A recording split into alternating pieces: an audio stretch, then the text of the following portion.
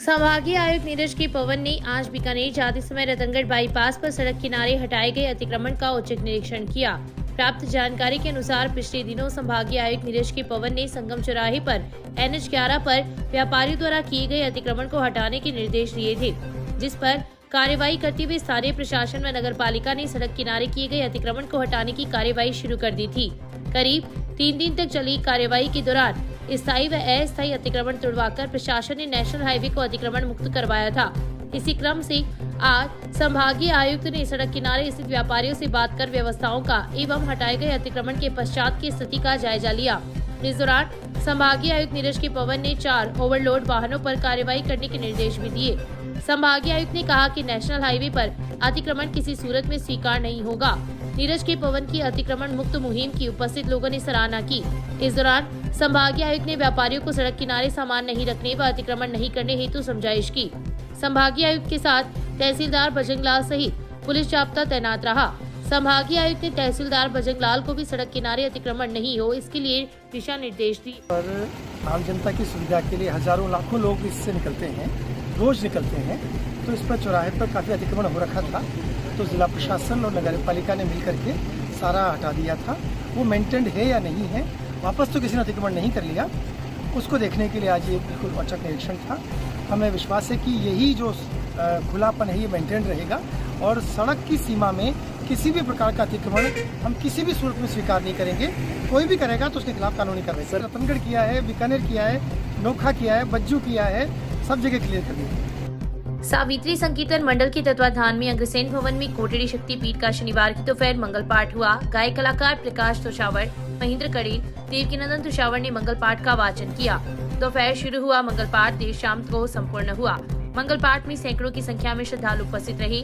महिलाओं ने मां के दरबार में नृत्य करके अपनी हाजिरी लगाई।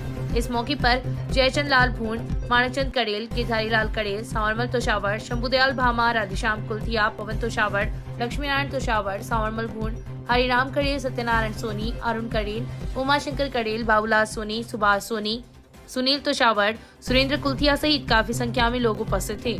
We are not the school that you are searching for. We are the school that you have dream of. Loyal Public School, Ratangarh का एकमात्र CBSE स्कूल जहां आपके बच्चों को मिलेगी library, sports, computer and science laboratory, hostel and advance education. Admission open nursery to 12th. For more information, please visit www.loyalpublicschool.in.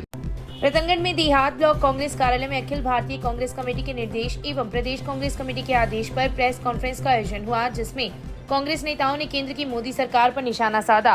Pradesh Congress committee के सदस्य पूसाराम गुदारा पत्रकारों से रूबरू होते कहा कि केंद्र की भाजपा सरकार देश भावना से कार्य कर रही है।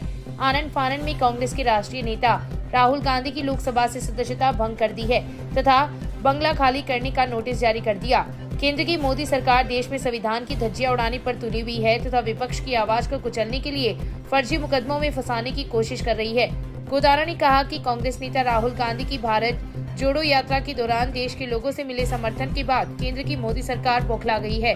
राहुल गांधी को मानहानि के मुकदमे में दोषी करार देने से लेकर लोकसभा की सदस्यता रद्द करने एवं बंगला खाली करने के नोटिस पर कहा कि केंद्र सरकार लोकतंत्र का गला घोटने पर तुली हुई है।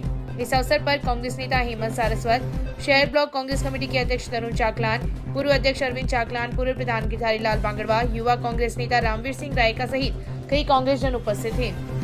पूरे प्रदेश में हमारे कांग्रेस के पूर्व अध्यक्ष से हमारे कांग्रेस के हाईकमान राहुल गांधी जी की लोकसभा की आनंद फानन में जो सदस्यता समाप्त की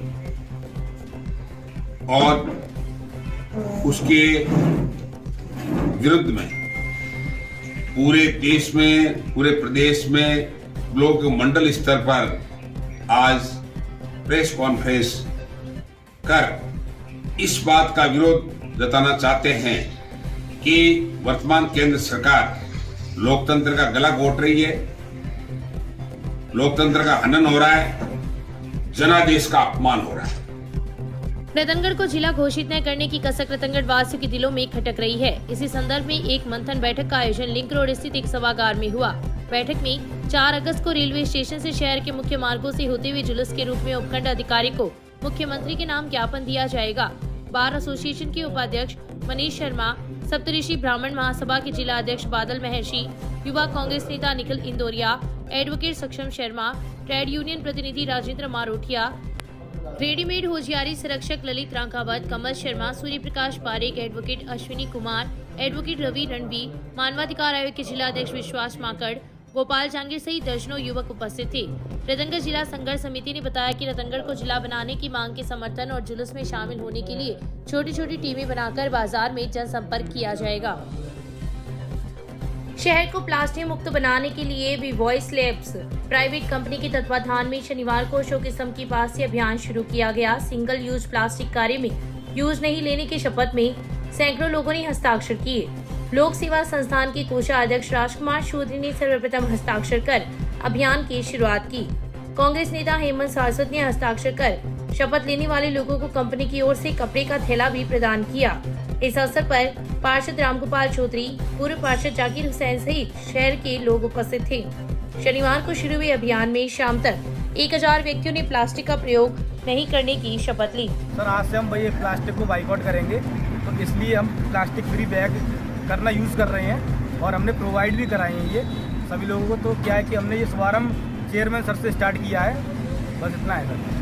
प्लास्टिक की सिंगल यूज़ प्लास्टिक की जो थैलियाँ और सिंगल यूज़ प्लास्टिक जितना काम में लिया जाता है वो पर्यावरण के लिए हानिकारक है। इसके लिए वी वॉइस कंपनी ने एक मुहिम चलाई है हमारे रतनगढ़ शहर में कि जितने भी प्लास्टिक यूज़ जो है वो हम साथ में काम में नहीं लें। इसकी आज हमने शपथ ली है। हमारे व्यापारी जो व्यापार संघ के हैं, वरिष्ठ समाज सेवी है राजकुमार चौधरी, इनके हस्ताक्षर से आज हमने इसकी शुरुआत की है इस कार्यक्रम का, कि ज़्यादा से ज़्यादा लोगों को प्रेरित करें कि प्लास्टिक यूज नहीं करें।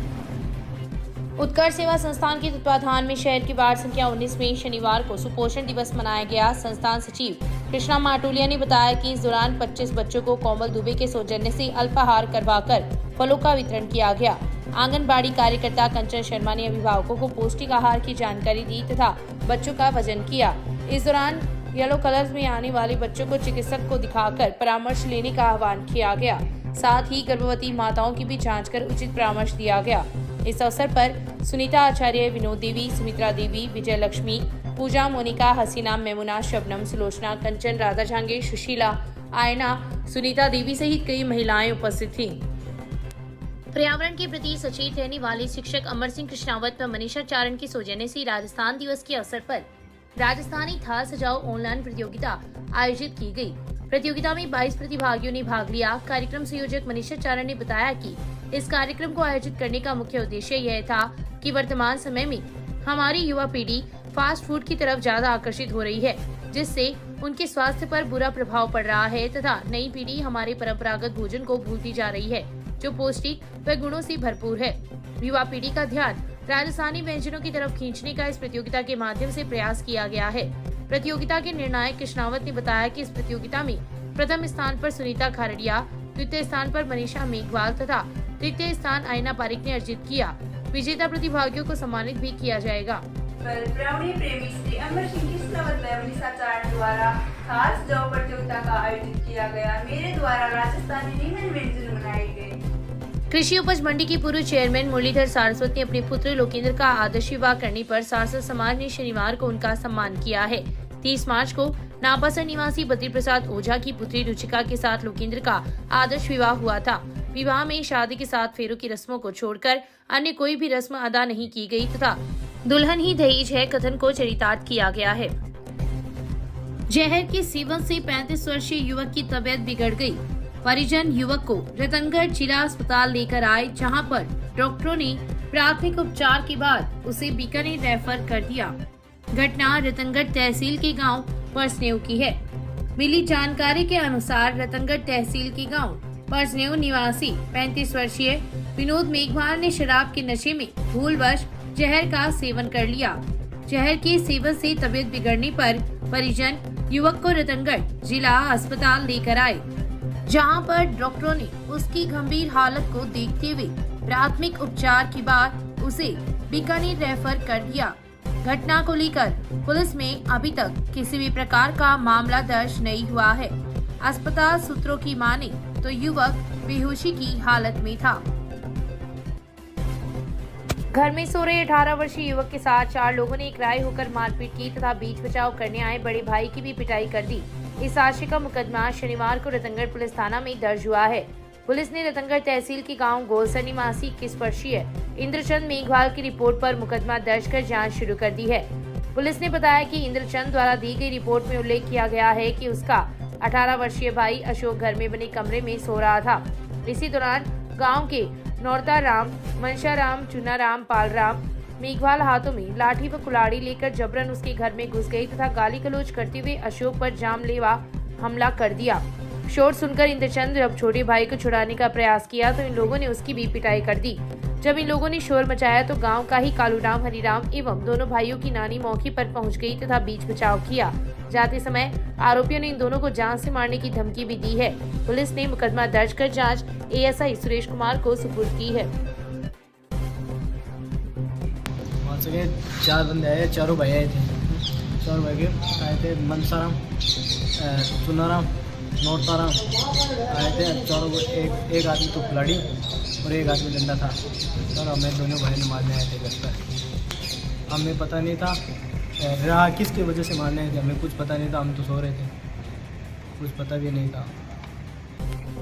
जमीन में दबी हुई महिला की लाश मिलने के प्रकरण में पुलिस ने शनिवार को शव का मेडिकल बोर्ड से पोस्टमार्टम करवाया है।